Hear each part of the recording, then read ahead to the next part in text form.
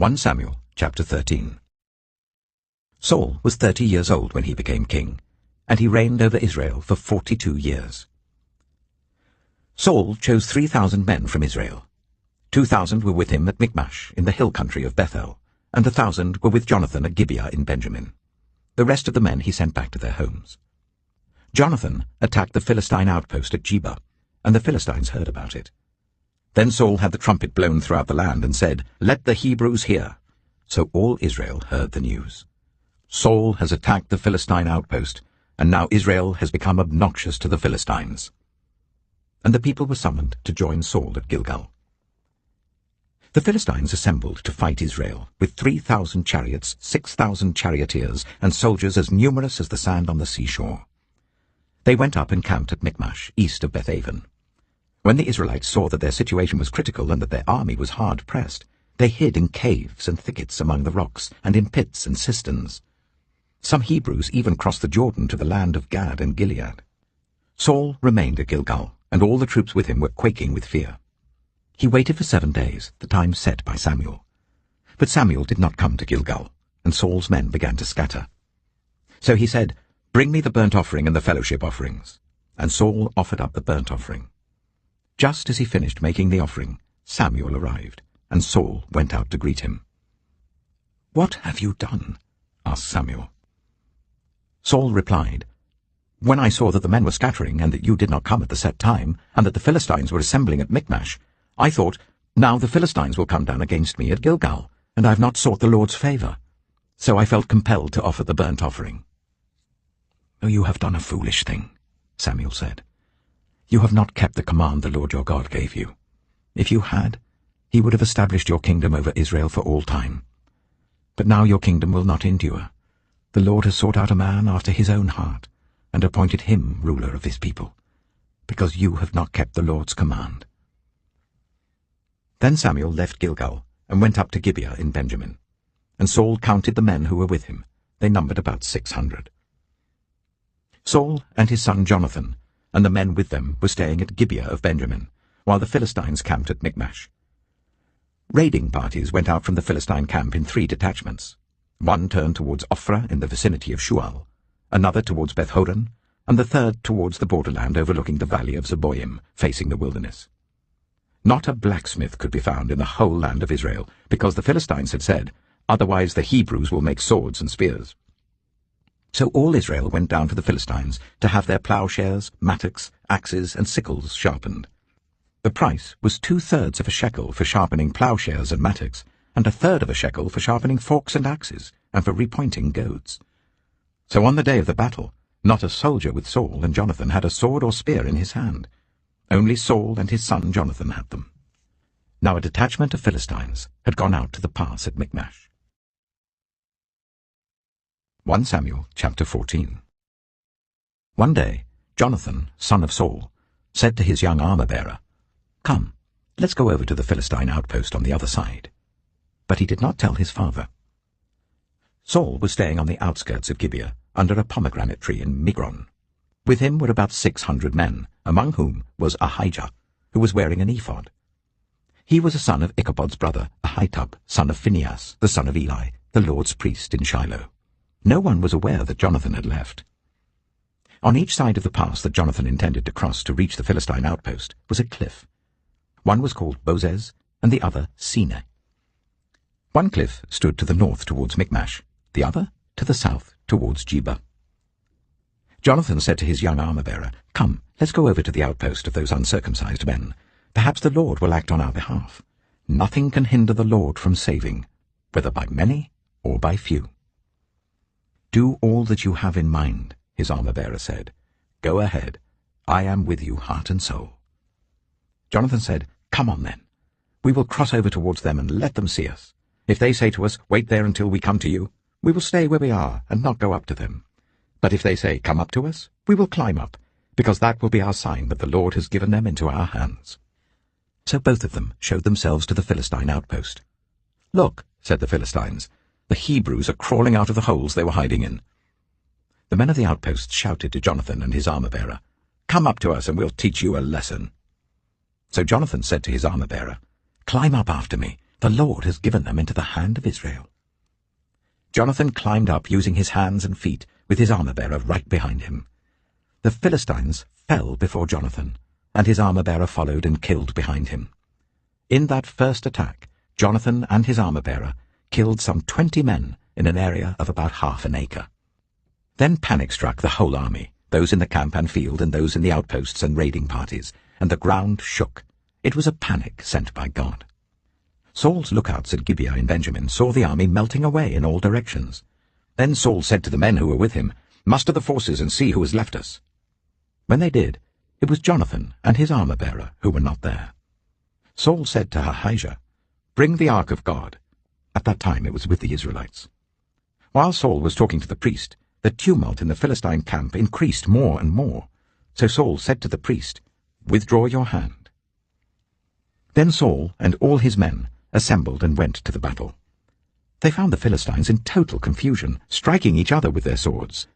Those Hebrews who had previously been with the Philistines and had gone up with them to their camp went over to the Israelites who were with Saul and Jonathan. When all the Israelites who had hidden in the hill country of Ephraim heard that the Philistines were on the run, they joined the battle in hot pursuit.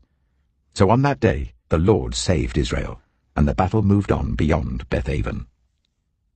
Now the Israelites were in distress that day, because Saul had bound the people under an oath, saying, "Cursed be anyone who eats food before evening comes, before I have avenged myself on my enemies." So none of the troops tasted food. The entire army entered the woods, and there was honey on the ground. When they went into the woods, they saw the honey oozing out, yet no one put his hand to his mouth because they feared the oath. But Jonathan had not heard that his father had bound the people with the oath, so he reached out the end of the staff that was in his hand and dipped it into the honeycomb. He raised his hand to his mouth, and his eyes brightened. Then one of the soldiers told him, "Your father bound the army under a strict oath, saying, 'Cursed be anyone who eats food today.' That is why the men are faint." Jonathan said, "My father has made trouble for the country. See how my eyes brightened when I tasted a little of this honey. How much better it would have been if the men had eaten today some of the plunder they took from their enemies. Would not the slaughter of the Philistines have been even greater?" That day, after the Israelites had struck down the Philistines from Michmash to Ajalon, they were exhausted. They pounced on the plunder, and, taking sheep, cattle, and calves, they butchered them on the ground and ate them, together with the blood. Then someone said to Saul, "Look, the men are sinning against the Lord by eating meat that has blood in it." "You have broken faith," he said. "Roll a large stone over here at once."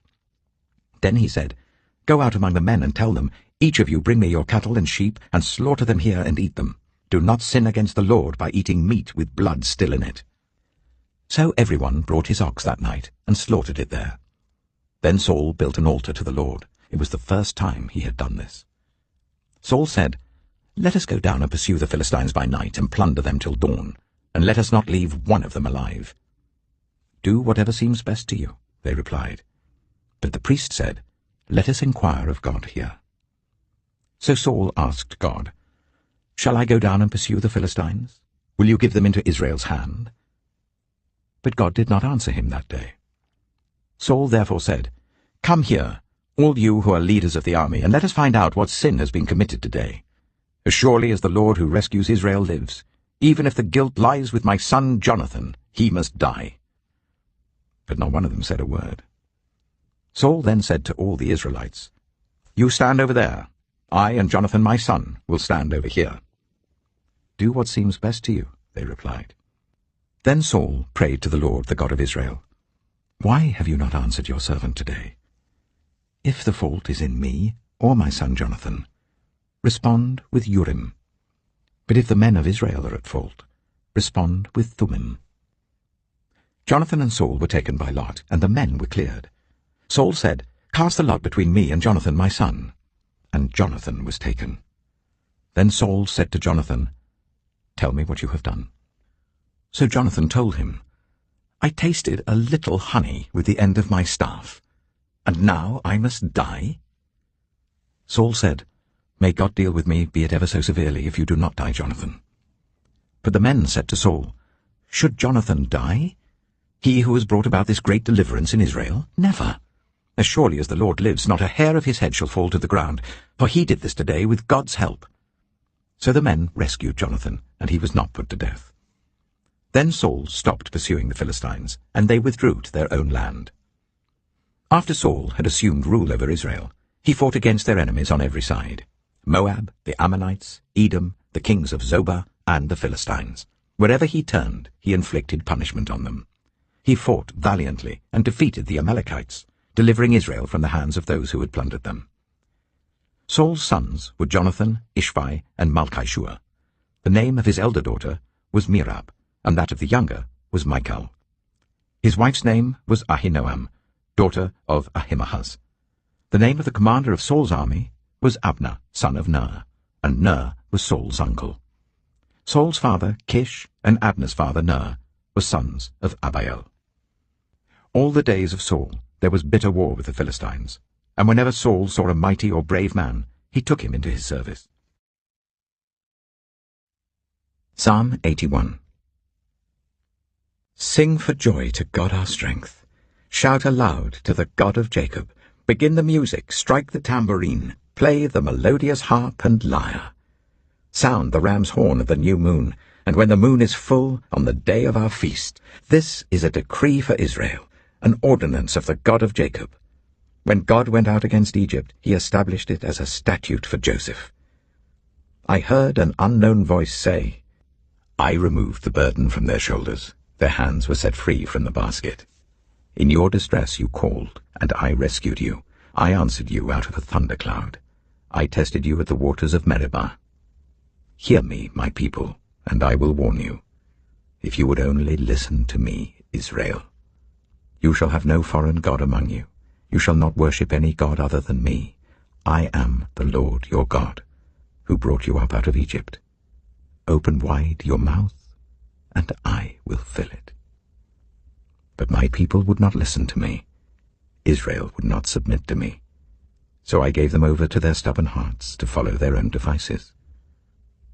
If my people would only listen to me, if Israel would only follow my ways, how quickly I would subdue their enemies and turn my hand against their foes. Those who hate the Lord would cringe before him, and their punishment would last forever. But you would be fed with the finest of wheat. With honey from the rock I would satisfy you.